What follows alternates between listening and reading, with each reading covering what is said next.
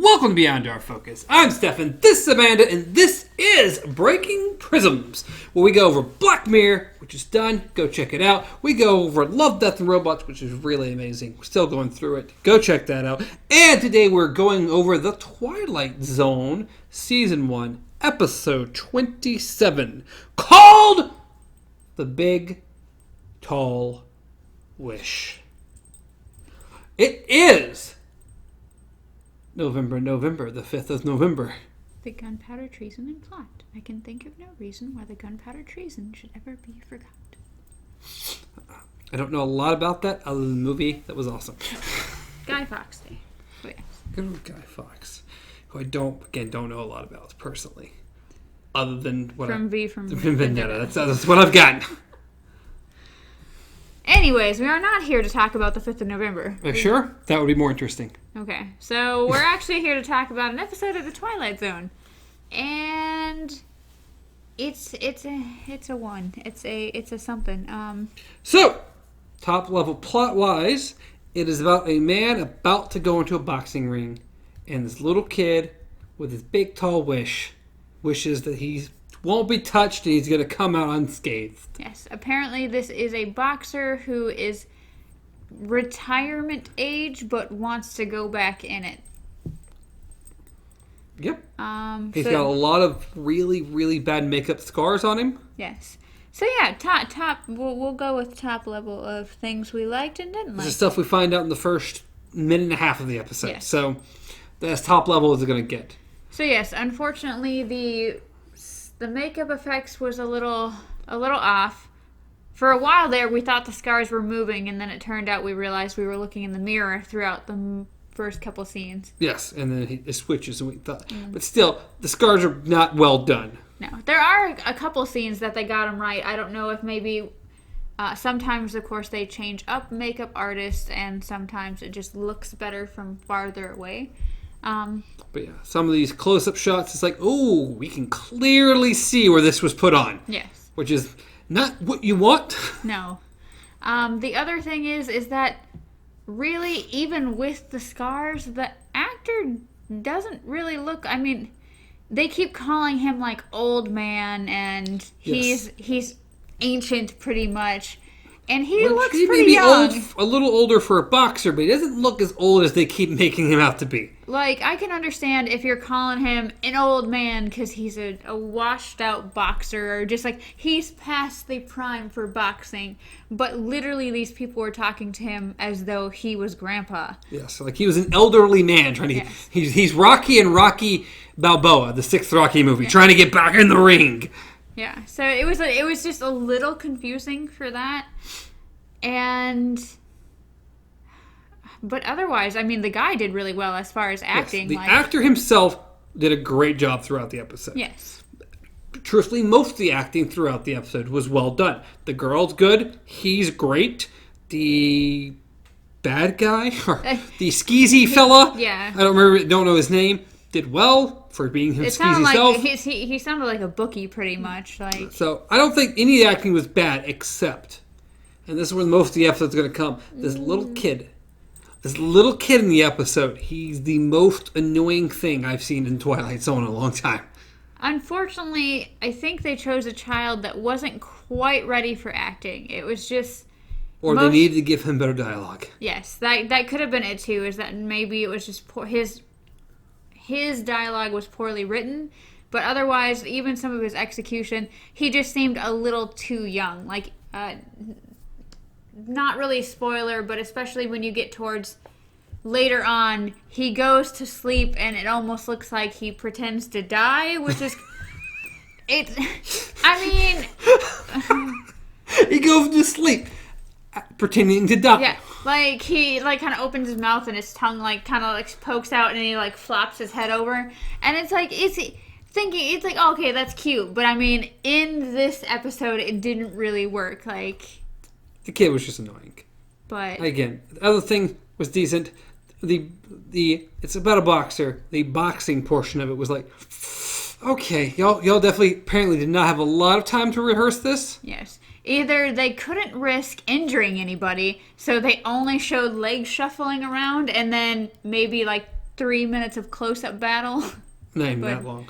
But it wasn't, most of it was weird. It's weirdly shot, and we got to see a lot of tension in people's hands. Yes. Including women being, oh! Yeah, Oh, no! You got really the classic pose of any woman in any movie ever, especially older movies, where like bugs or bats, or I think they used it a couple times in birds. It's the casual look up, eyes wide, and then you put your hands like here, and it's just like that's gonna save you. So it's a little weird. Okay. These women are in the boxing ring. They're terrified, blood, gore, whatever, even though there wasn't really either of those things. I mean, it's more spoilery. Anyway, so yeah, it's just a bit weird. It's like, okay. Women aren't supposed to like boxing, so it's terrifying. These men beating each other up. So yes, but overall, once again, because we have to comment it on almost every episode, shot really well. The music, I didn't really see anything wrong with the music. Actually, no issue with the music this time. Acting was good, except for, unfortunately, the little boy. He seemed a little untrained, or, as we said, sometimes you have great actors that just get bad dialogue, and then they just don't know how to present it well. By repeating the wish. Yes. The big, tall wish that wishes. Lots of magic and wishes. So, as he's pointing out, unfortunately, there was a problem with really repetitive dialogue. Especially in the beginning of the episode. Yes. It kind of smoothed itself out later on to where it kind of merges and becomes part of the story, which makes it better. But the fact that you're already sick of it because it's just rammed into every single dialogue that anybody has. The kid needed more things to say. Yeah. He needed something else to say. I was like, we got 5 minutes to pad, and all we have is I made a big, tall wish. I'm going to need you to say that 14 times. I think the problem with it is because how the guy, how he presents the child, especially to his mother, is he speaks to me like a grown man. Yet when the boy does talk, they kind of gave him babyish lines, which doesn't really mix well. Yeah, so unfortunately, not good there. I think we're going to move into spoilers, because I think the coolest thing about the episode is also a spoilerish thing about the episode. So first we got to give our rating. Yes, we have to give our rating. How many Kubies do we lose today? All of them. No! Calm down. No. Not a terrible episode, but the kid made it bad. No. If you can make it past, the first, 5 minutes maybe? Yes, if you can get to him leaving the house in the beginning of the episode, the rest of the episode is not really bad at all. No. It is the beginning and some dialogue at the end. Yeah. But yeah, it's a little kooky in places, but otherwise, no, it's actually really good. I mean, not a bad episode. If we could have had that a little bit different. But anyway. Writing needed to be better. But yeah. Yes, the writing needed to be better, especially at the beginning. So, 1, 2, 3? Yeah. So, we gave it a 2. A 2. Which is sad, because, I mean, when we get into spoilers, that could have... what they did decide to go with actually could have been really cool if they would have expanded upon that throughout the entire episode. Yes. The beginning of the episode needed to be about 4 minutes shorter, and then we needed to spend more time at the boxing, and the end needed to change a couple of lines, and it could have been a much better episode. Yes. So, if you guys haven't seen it, I would suggest at least watching it once. Just give it a shot, see what you guys think about it. We recommend most episodes once. Yes. There's a few that are okay. Yeah. Maybe not. Purple Testament. But anyways. Which you bring up quite often. Your least favorite episode. I'm sorry, just nothing. Nothing happened. It was not a lot. That one and the Immortal one. Yeah. Not a lot happened in either of those. Yeah. But either way, I mean... At least things did happen in this one. Just go check it out. See what you guys say about the acting, the dialogue, anything like that. Just let us know. You hate children as much as I do. Bias. Especially this one. I was about to say, ouch. No. What, are you a child? Am I doing a podcast with a child? Sometimes. Anyways. I think that goes the other way probably more often than not. Anyways, spoilers. So we're going to jump into the really cool scene. Or not... How it's done is very, very cool. because it's done a lot better here than it was in a previous episode, because it made no sense. Yeah. So we get in this boxing ring match that's not particularly well done, but Mr. Boley here, Mr. Boley. Boley. Bully Jackson? Boley. Was it Mr. Jackson? Boley. The Boley man. Gets knocked down, and he's done. He's done. We're counting. 1 and 2 and 3, 4, 5, 6, 7, 8, 9. And everything pauses. You get a short couple clips of the kid, like, with his face pressed to the screen, doing his really big. Could we just cut the kid out and just... If we left him out completely, and the woman could have been like his girlfriend, and she could have been like, hey, I'm making a big wish for you. You're going to do great. And left it at that, we could have a better episode. Because, yes, him with his over-exaggeratedness of pressing his face against the television screen. It's like, come on. That's the youthful hope. Come on. But anyway, so suddenly everything freezes, and things get weird, because we see shots that have already been seen in motion just suddenly start stopping. We get them played back. Yes, which apparently it was just like pictures, like we've gotten before. But this was well done, where I forget the name of the episode. But you'll remember when I completely complained about us panning up to the guys we just saw. But this time we pan up to a picture of these guys. It's the graveyard one. I don't remember the Epigy? epilogue. No, it's not epilogue. It's not eulogy. It's not eulogy. It's elegy. Elegy. Maybe because elegy. we had to look it up to see if it was the hard. same as eulogy. Yes, elegy. So that episode, it's like, oh, look at the guys up here. Let's go down. What's happening down here? And then we pan to a picture. It's like, why? Why was that the choice we made? Why did you do that? And then we move on through the rest of the episodes like nothing happened. Like, that was weird. But that was really strange. We paused time for some reason. It was really strange. How they did this one, though, was they had a freeze frame of the guy, and then we saw shots that we've already seen, just frozen. And then once it gets back to the guy, it's his opponent on the ground. We're still looking up the ref, and we hear 10, and we look back, and it's the other guy. Yeah. So it's super well done. It was a cool way of freezing time and making time look like it was froze, and made sense in the episode versus the other time. And the cool, the coolest, best part. There we go. Like in English. Okay. What was cool about it, though, is that it was not expected. Like, for me personally, I thought he was going to make his big wish, he was going to get to 10, and the guy was going to jump up and just beat the living daylight, just like any kind of boxing movie where suddenly the guy is being beaten down and then goes on top and just wins it all.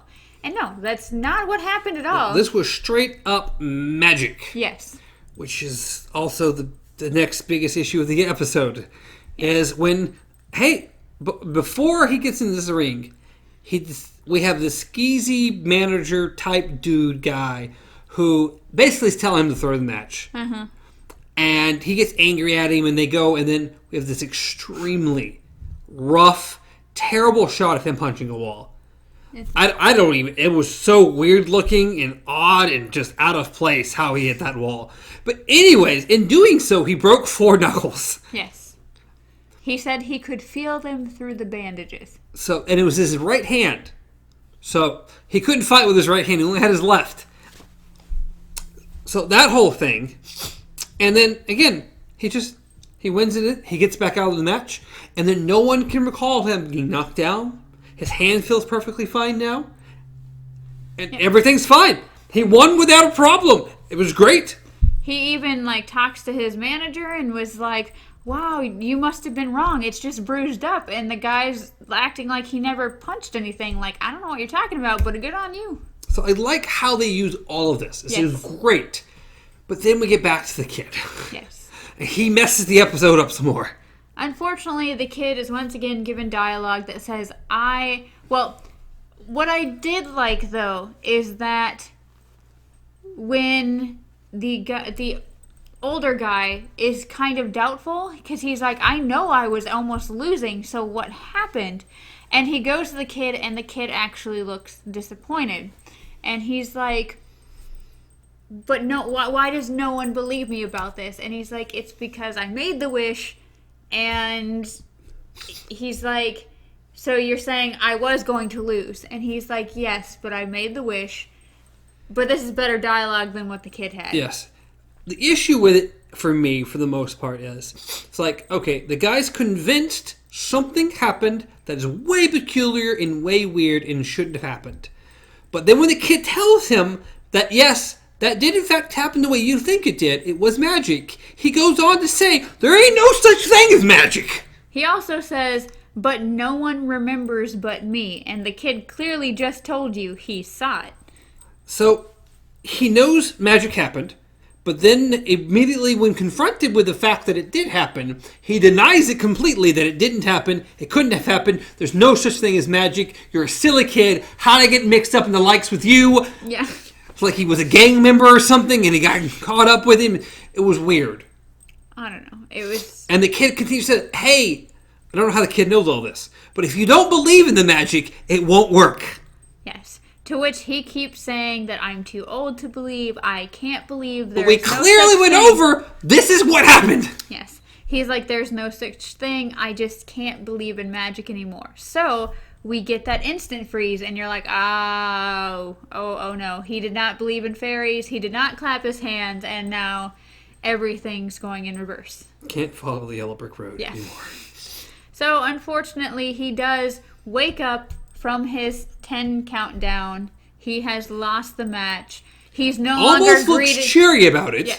He's no longer greeted by the townsfolk. Oh, you did your best kind of thing. And he goes to talk to the kid. No, he's told that he should have stood in bed. Stood in bed, yes. Not stayed in bed. No, he should have stood in bed. Yes. So, of course, he goes to find the boy again, and he's like, I gave it my all. And the kid's like, I know, I'm proud of you. And it's like, that's Proceeds sweet. to die, and... And it's like, that's sweet. The kid doesn't try to convince him of anything anymore. And the guy almost seems happier that he tried and that... Yes, he tried and lost versus something else making him mate where he did it. Yes. But the issue, the whole back... Yes. The ending thing with him and the kid is fine. But the scenes about the kid and wishes and magic was just terrible. Just absolutely atrocious. Yeah. But the rest of the episode's good. Yeah. I like the box, I like the freeze frame, the ending, the girl, the manager, all that's good. But the kid and the wishes and magic. And it's like, besides, of course, the fake dying thing, even the dialogue that he got at the end was better. Yes. Like, it was the more grown-up feeling that you got from when he said, hey, the kid talks to me like I'm a grown-up. And it's like that, you felt that more towards the end compared to, I'm going to make big wish, big wish, tall. Big tall wish, yes, okay? There you go. That's the name of the episode, Big Tall Wish. Yes, and it's going to be magical. Yes, which they drilled in your head. Like so many times at the beginning, because apparently there was no other dialogue for the episode. And it's just sad, because as I said, like, when he sees the guy, and the guy's like, hey, I did my best. Unfortunately, I broke my hand before I even got into... So I went in with half my artillery. Yeah, and the kid's like, it's okay, you're still a tiger, I'm so proud of you. And it's like, see, that's the dialogue. All that worked. Everything worked. It's just the other, again, the wishing magic portion of this, or them talking about the wishes and magic, was annoying. And just did not work for the episode. Which is a shame, because again, the episode could have been so much better. Yes. So, overall, definitely go worth give it a checking try. Out. It's worth checking out. Go give it a try. Let us know what you think. As I said, I am really interested in makeup effects and stuff, so that's why I'm like, the whole makeup thing stuck out to me, personally. I'm not into makeup things. It stuck out to me, because it was bad. But, it was really bad. Well, some people can look past stuff like that. We can, but it's still bad. But otherwise... I'm pretty sure even in the 1960s they could have done a better scar job with this guy. But overall, it's makeup and some of the dialogue. And otherwise, it definitely deserved its 2. Nothing I would have lower. liked to have been better. Yeah. Better dialogue in this episode would have been better, just period. We could have looked past the makeup effect. We could have looked past the kid dying for no reason. But some of the dialogue in this episode was some of the worst dialogue I've heard in almost any of the episodes. It was just really bad. Like, very, very, very noticeably bad. But, once again, tell us what you guys think. Yeah, maybe you guys actually enjoyed it. Maybe you understood more of what the dialogue was meant to be, why it was Maybe you can tolerate children more. That too. I like cats. I like dogs. I like dogs, too. As I always say, dogs are better. Noble quote by me. Dogs are better. Animals are better. We don't deserve animals. Anyway, no, we do not. Not the point of this podcast, but still a true statement. As always, you can reach me at Stars on Travel. Reach me at KZ Pup. Reach the show at Beyond Our Focus everywhere, including YouTube and podcast services around the globe. Possibly. In the Twilight Zone. Probably. You know what? For what we've seen of Twilight Zone, I don't really want to be in the Twilight Zone. The stuff that happens, I think I'll pass. Yeah. Lots of aliens, but not friendly ones. Immortality that kind of sucks. And making wishes that come undone. You know what? I think we can move past the Twilight Zone. But any final thoughts? I think we are good. Till next time. Long days and pleasant nights.